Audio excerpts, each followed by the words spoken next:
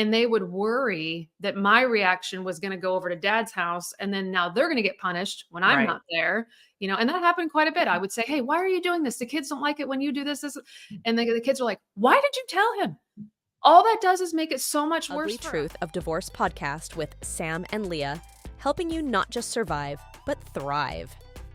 Good morning, you guys, and welcome back to the Ugly Truth of Divorce podcast. We are your hosts, Sam and Leah. And as always, it's brought to you by The Next Chapter, our monthly membership, where you can gain access to weekly workshops, Q&A sessions, and all the resources you need to heal after divorce and co-parent with confidence. I'm excited today. A lot of reasons I'm excited. I'm moving in a couple days, so I'm super pumped about that. But I went on a walk this morning, and I couldn't stop thinking about this training that we gave. It was really good.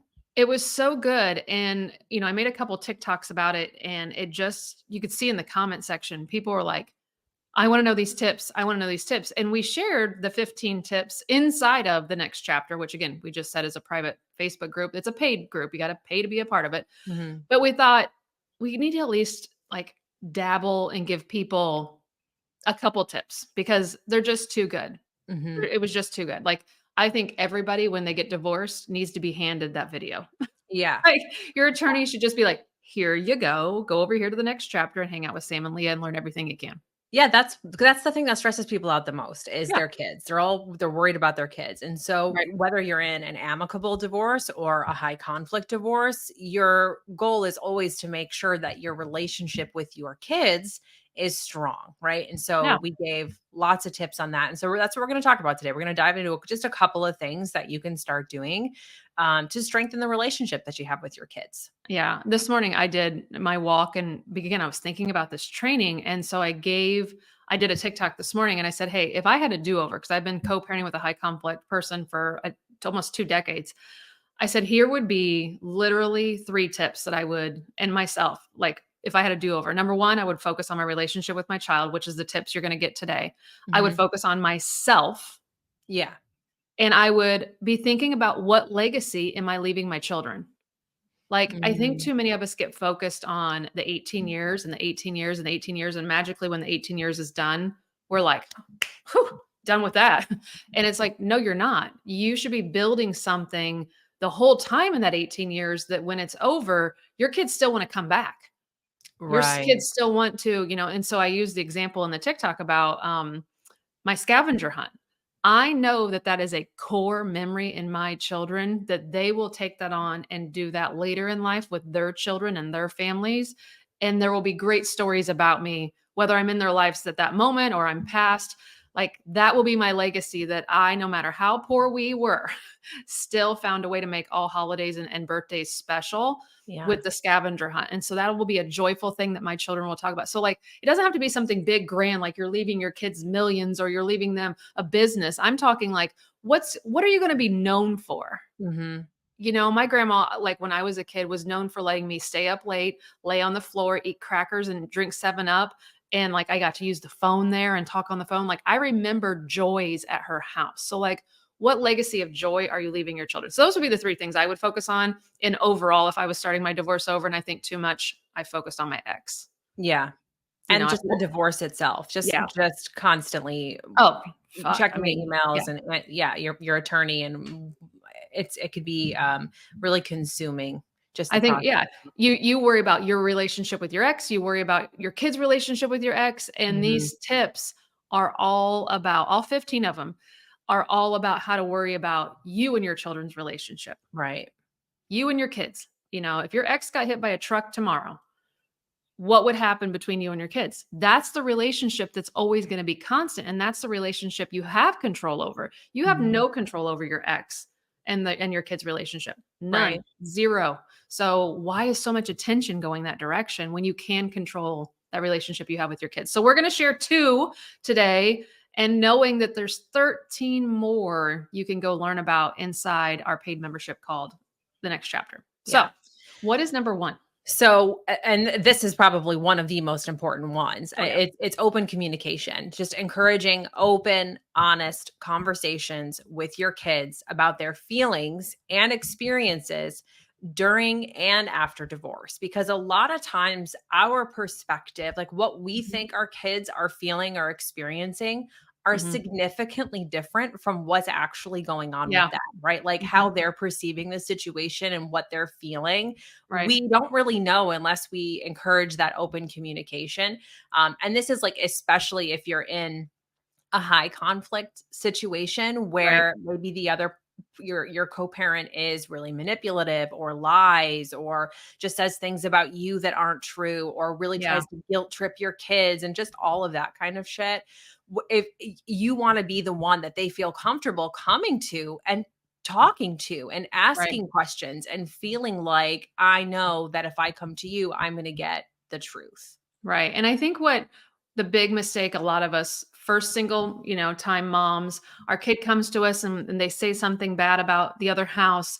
Our first response is to be like, "Oh my gosh, I can't believe that happened." And we Right. overreact. We put the drama in it and we're like, "Oh, you poor baby. I can't believe that Right. happened to We're you. calling I'm our gonna." friends, "You're never gonna believe what she just told Yes. me." And then we go and we take it a step further and we're like, "Oh, I'm gonna call your dad and tell him to never do that again. I cannot believe he's." And our kid is like, "Wait a Holy shit. second. Yeah. I just told you that to get it out of my brain and my head and just to complain. And I was just seeking some validation here. And now you're going to go tell the person that I just told a secret about, who told me to keep it a secret, probably. And now you're going to break that trust. Oh my." And your kid panics. And I've made this Mm. mistake. I made this mistake early So have on in my I. Yeah. divorce. Right, and then I'm like, they're "That they're more afraid to motherfucker." tell you. Yeah. Yeah. I'm like, "How dare he?" What? And my kids were like, "Okay, look, when we tell you something, we need you to keep it on the down low. Like, Mhm. we're just talking. We don't Right. need." So again, I was in therapy at the time, but also my children were in play therapy, and they had an amazing play therapist named Barb. And she just, without her, I don't think I would be as successful as a single parent as what I was. And I still struggled, but she gave me these tips. She was like, "Look, first and foremost, you are Switzerland. When they say the house burnt down, you are like, mm-hmm, okay." And your facial expressions cannot change. If your kid can see a glimmer of you getting on the bandwagon of "I told you so," or "I knew this would happen," or "How dare you" kind of Mhm. reaction, some kids will see that and go, "Oh, this makes mom happy. I'm getting a rise. I'm getting attention out of mom. So I'm going to keep telling her stuff like this so that she keeps reacting in a way of like protecting me or makes her mad," whatever. Like some kids will react that way. And other kids will get so scared by your reaction. And that Mhm. was my kids. Like when I would be like, "He did what? He said Mhm. what?" My kids were like, "Oh, great. Fight club about ready to happen. Mom's going to go to jail. Like now we're going to be stuck with dad." And they would worry that my reaction was going to go over to dad's house. And then now they're going to get punished when I'm Right. not there. And that happened quite a bit. I would say, "Hey, why are you doing this? The kids don't like it when you do this." And the kids are like, "Why did you tell him?" All that does is make it so much worse for us. Like, you can't tell him everything we tell you. And then that would shut us down and then they wouldn't communicate. So Barb was saying things like, when your kids first talk to you, got to practice your face. And for some of you, I'm just going to tell you, your resting bitch face, you need to work on it. Your overreaction face, you need to work on it. Your gasp, if you're the type of person when your kid falls down and you go, okay, and your kid cries, no wonder your kid cries. Like your Right. reaction leads to their reaction, right? Eye So being rolling. mindful. Yeah, going, "Oh, yeah, I knew that was." Mhm. No, no. And this is coming straight from my daughter's mouth. She said, and I quote, she said, "When you talked bad about dad, like if I were to," and I didn't, guys, but she said, if a parent, and she was giving examples the other day, if a parent talks bad about dad, they have to understand that's a reflection upon me. So when you say, "Oh, he's a bad person," or "Oh my gosh, he shouldn't do that," or "Oh, he's a horrible parent," or "Oh, I told you so, he's a piece of shit," or "Oh," she's like, people take that on as that is about me too. So being very mindful of that. So Barb's tips were talk in the car because kids can Yeah, look I out like the this. window. They don't have to look at you. There's no eye contact. And Mhm. so, and I remember, I don't know if my mom was a genius, which I give her credit. Shout out to Tammy. But she talked to me about my period in the car.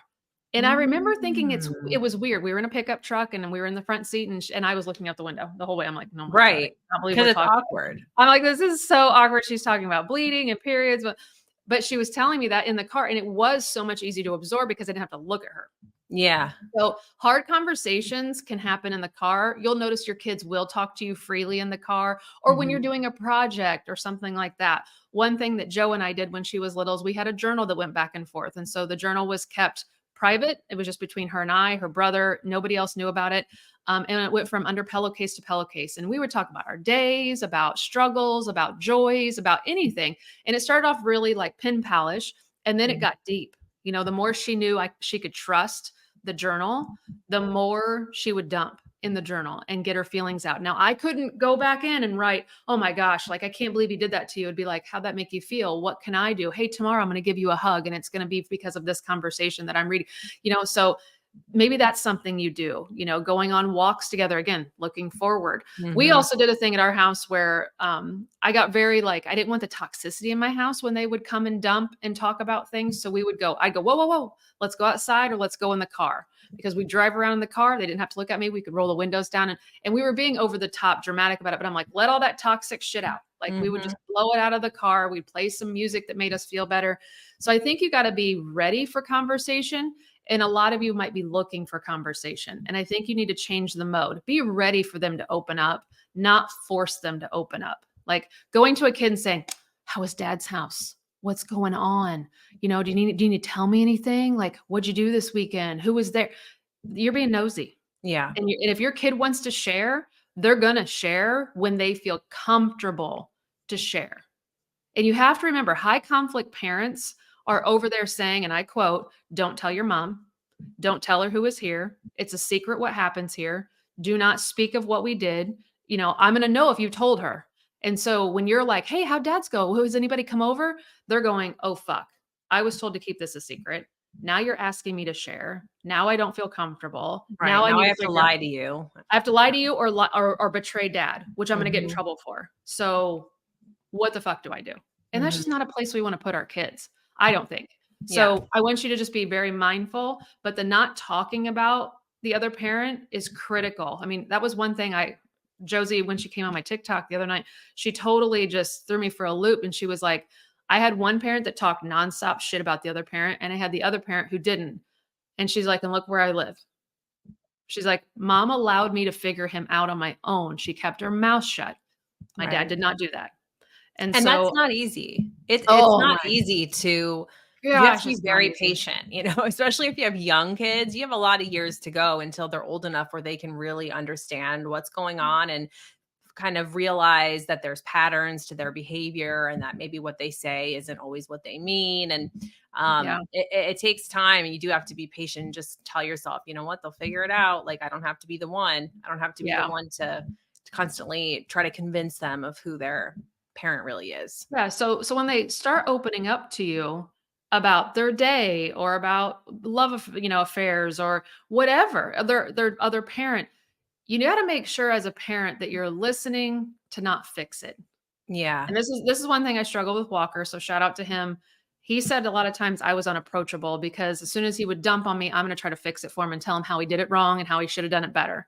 And so he's taken the brunt of that. And I figured out now that sometimes when Joe wants to tell me something, I'm just going to listen. And if she asks, what should I do? Then I'm giving input. And my mom taught me that too. She's like, sometimes you just call me to vent, don't you? And I'm like, yeah. And she goes, so do your kids. They're just venting. They don't need you to swoop in and be like, I got 40 years experience. Let me tell you 85 ways why you're doing this wrong. Yeah. So you're listening to listen. You're not listening to fix it unless they ask. And young kids aren't asking. They're just wanting to complain. And they want to be able to get it out of their bodies onto you. You absorb it like a sponge. You've given them their love language and all is better. They just want to complain. They don't want you, believe me, they don't want you calling the other house. Right. They don't want that, So we always had this rule. Like I would say, do you want me to keep it? Or do you want me to help you problem solve it? And I would say their whole childhood, guys, 90% of the time, they said, just keep it. Can you just keep it for me? So I would take the burden and keep it for them, which again, as a mom, you got to figure out how to release that shit on your own because you can't carry it around. But for your kids, there was very rare moments where they said, no, help me fix this problem. Right. Because and that's such an important question to ask to really get that clarity, because sometimes it really is about empowering them with the tools to navigate their co-parent's house. Because if it's a place that they're struggling with, or they don't even want to go, or it's something that their parent is saying or doing, you can't control them. You can't Right. control your ex and what they're saying or what they're doing or how they're parenting or who they're dating or any of that. So it's really about empowering your kids with the tools to navigate that Yeah. situation and their own feelings, their emotions and Right. feelings, when they're over there. So yeah, that's And a I really and I good think question to ask. And I think the other part of it is I had the ability to put my kids in therapy. And Right. I had, I mean, I don't know how Barb fell in my lap, but man, Barb was one of the most amazing child psychologists I've ever encountered with her ability. She knew exactly what we were dealing with. She knew Mhm. exactly what my individual children needed because they were treated differently in the home of high conflict. And so they had different needs when they came to her. And my kids have always been in therapy. I mean, they're 19 and 17, almost 20 and 18. And in pockets of their life where they've struggled with things in co-parenting, or they've struggled with things in sports or school or just themselves, they've always said, "Hey, mom, can I go back to therapy?" Abso-fucking-lutely, because that is not my tools. Yeah. I have mom tools. I don't have psychological tools. So Right. for me, I'm going to stay in my wheelhouse and I'm going to pay the professionals to help you. Right. So if you can have those services for your children, 10 out of 10, it's going to help them with their communication skills. Yeah. It will, because there's somebody listening to them that can give them the proper tools to talk about their feelings even better than you can. Right. And who's So not like emotionally invested in anything. They have a much more objective viewpoint of things. And yeah, yeah, and I I think and I that's a big think it's difference. important when your kids talk, and then we'll go on to number 2. When your kids talk, sometimes they're gonna say things like, "Dad said that you use all of his money. Dad said that you Right. date too much. Dad says that you drink too much. Dad Right. says," and you wanna go, Just immediately trigger, you're trigger, like, trigger. "What the fuck did Right. he Right. say?" He's the one that blah, blah, blah, and you wanna go in the defense mode of Yeah. yourself. You wanna go You in want the, to prove yourself. let me tell you about dad. And you Right. want to unleash the wrath on your kids of saying, "Oh, no, I will tell you." And there is something I'm just going to tell you, it does no good. Your kids are telling you partly because they know it's a lie and they just want you to know that someone is lying about you. But also, you don't have to defend yourself to your children. You can show your children that you're not a drunk. You can show your children that you're not a hoe. You can show your children that you're not using all of the money. Show action. Barb told me that 1,000 times. She said, "Don't defend yourself," because my ex was running his mouth all the time to my children. And so my kids were coming home with a narrative that was not true. And I could have spent hours trying to fix that story, and that would have ruined our quality time. So I would just simply say things like, "Kid, you and I both know that's not true. I'm the truth teller. Let me show you." And that's it. And Yeah. so I wasn't drinking around my kids. I wasn't having men over. I was doing the opposite of whatever he was saying because he was drowning them with negativity and lies. And you Mhm. can't sit there. If somebody's sitting your kids down and talking to them nonstop about you, you can't fix it by sitting your kids down and talking them to death, because they're going to be like, "Can we get somebody in my life that lets me be 6 for a minute and stop fucking talking to me like I'm an adult?" And that better be your house. That better be your house where you go, "Psh, so dad thinks that. I don't care." That's my tomato story that I always use. I would tell the kids all the time, your dad has this obsession with tomatoes. Like, he loves tomatoes. He thinks they're amazing. He thinks they don't taste like dirt. I think they taste like dirt. I think they're disgusting. But I've never told you my view on a tomato. So dad can make you love tomatoes. I'm not going to make you hate tomatoes. I'm going to let you figure out, do you like tomatoes or not? That's Mhm. kind of like, you guys always have to use analogies with your children and kind of give them scenarios where someone's trying to force something on them in another part of their life, and they get to pick whether they like it or not. It could be with movies, it could be with playground equipment. You like the swings, but your best friend doesn't. You get to pick, do you like the swings or not? You don't have to listen to your best friend just because they don't like the swings. Yeah. So you use other people as an example when you want to teach a moment of clarity. So I would always just say, your dad can think that tomatoes are amazing. I think they're not. It's up to you what you think. Just like dad thinks I'm this, but I'm not. You get to think what you think. And so Mhm. using analogies of things they know and that have already happened in their life, again, that shout out to Barb, is a great way to teach your kids life skills about you being the truth teller by giving Yeah. them examples that they go, "That's true. Dad does like tomatoes and you hate them, but you've always said you can have them if you want. I don't care." You've never said don't like tomatoes, even though shout out. And it empowers them to think for themselves and like For make their own themselves. choices and come up with their own perspective. Yeah. Right. All right. So let's go on to number 2, which kind of goes right into this one a little bit. Yeah. Encourage independence. Empower your kids to make decisions and take on responsibilities appropriate for their age. This can help boost their confidence and sense of self-worth. Yeah. I love how you talk about this. Even for basic stuff, obviously it depends on how old your kids are, but even if they're younger, it's giving them choices. Do you want to wear the blue socks or the red socks? Do you want to go on the swings or do you want to go on the slide? Do you want to do homework first? Do you want to take a bath first? It's not letting them run the show and just making all of the decisions for themselves, but it's empowering them to choose for themselves. It's giving them a couple of options where they can make the decision. And that does, it encourages independence and it builds their confidence and self-esteem. Well, I think we have to go back. Like I was on a call one time with a lady named Catherine, and this was probably over a year ago. And she had a 9-year-old son, and she was like, the other house is abusive and it's controlling. And, he's trying to get my son to hate me and blah, blah, blah, blah. And she goes, I just keep telling him, just tell your dad that you don't want to go. Just tell your dad to shut up. Just tell your dad to stop talking about me. And I said, has your son ever seen you stand up for yourself with anybody in your life, or are you a pushover? And the tears that this woman just released. And she said, I've always been a pushover. My parents were pushovers to me. I was abused by them and I've never stood up to them. My husband was to me. My son watched it all the time of me cower and everything. And she goes, I've never stood up for myself. And I'm like, but you're expecting your 9-year-old to just wing it and have never had a role model on anybody having confidence or independence or showing any kind of boundary. You're expecting your son to just have that skill set? Because you said, go stand up, go say this, but you've never stood up for yours. And she was just like, oh my gosh. And so this again comes back from Barb. And Barb was explaining to me how high conflict households, it's a dictatorship. It's rigid. It's cold. It's get up, put your shoes on, go outside, feed the dog, come inside, put your plate away, push your chair in, clean your room. They're never asked a fucking thing in that house. So she goes, here are these little human beings that are just molding to a dictatorship of being told how to live their life to where they never have to think. As soon as I walk in the door, he's going to tell me what to do. He's going to tell me this. He's going to tell me that. And so she said, over at your house, you're going to have to just give, what do you want to do today? And it's not a free for all, but it's like, do you want to feed the dog first or do you want to eat breakfast first? And you're giving just tons of choices so that they can hear their own voice and go, man, I get a choice on what I do at this house. Now, again, kids sometimes don't realize, but it's between two things that mom said, but it's still a choice. Do you want to go for a walk with me or do you want to stay home, with your sister? And just giving them an option to hear their voice and go, man, I picked something. I made a good choice. And mom allowed me to have freedom of choice. So how this evolves eventually, guys, is your kids will see that they can make choices. Number one, they're allowed to have choices in your home, but they can make good choices, that they actually have like a brain and are using it and engaging and going, man, I'm wicked smart. Because here's what you're going to do as a parent. You're going to give them choices and then praise the fuck out of their choices. And don't praise in a way of like, good job, nice choice. It's like, man, the way you knew to take a coat today because you knew it was going to get cold, that's smart. That's planning. That's preparation. I'm going into so much detail about their choices of food, bedtime, shows they watch. Why do you like this show?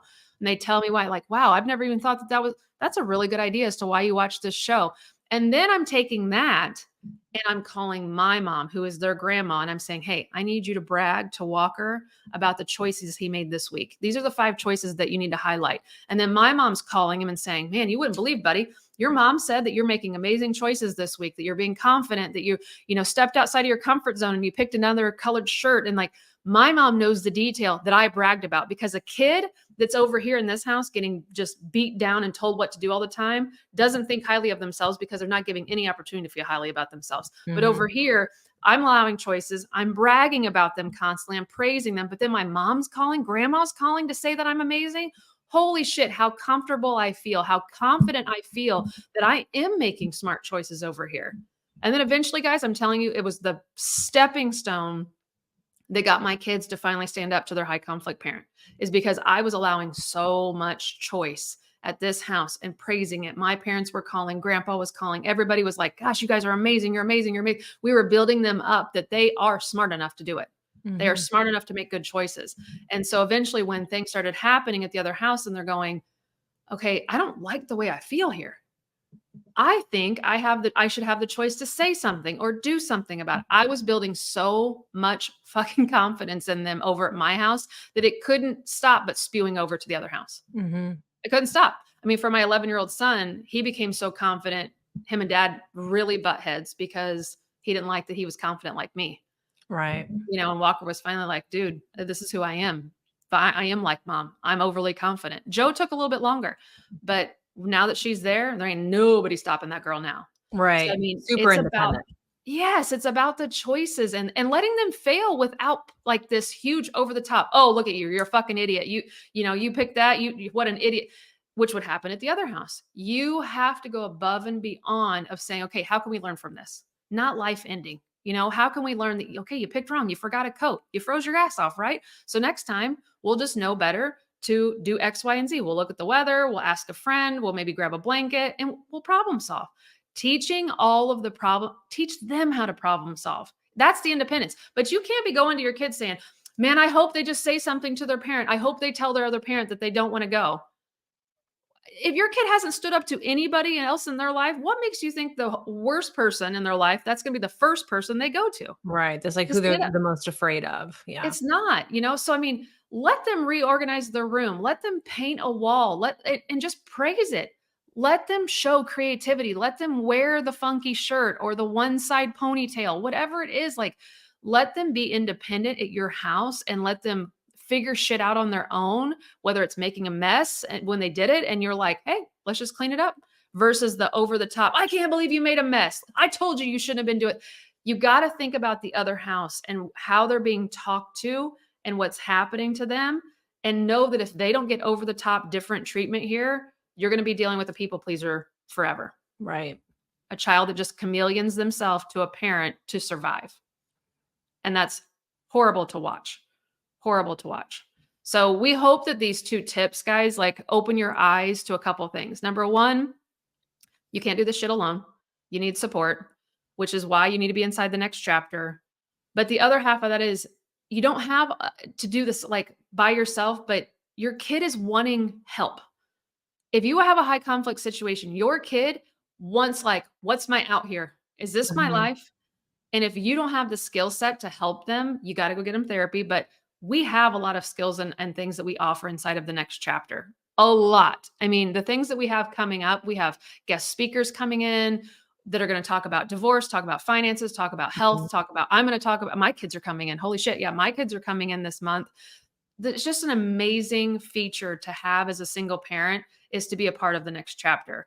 Um, we just can't say it enough. Like, how important it really, really, really is. And by the comments that we see rolling in as we're recording this, I think people needed to hear this. I think this is going to be really helpful and these are just 2 tips. Can you imagine Yeah, listening to the there's other 13 13? more, guys. We really dug in. We trained for I feel like it was in almost an hour, right? Our workshop It was on 55 minutes is Monday. what we trained for. That was And crazy. that's what we do every week inside of the next chapter. Every week we roll out a new workshop of something that we know that you guys are struggling with Right. in the community. So get in there. The replays are available for 30 days. Get in there, get the rest. And then next week's going to be a good one too. It's about how to get through the summer on a budget, like fun activities that you can be doing, Low unforgettable cost. ways to connect with your kids throughout the summer that won't, break the bank. So that's going to Yeah. be a really good one too.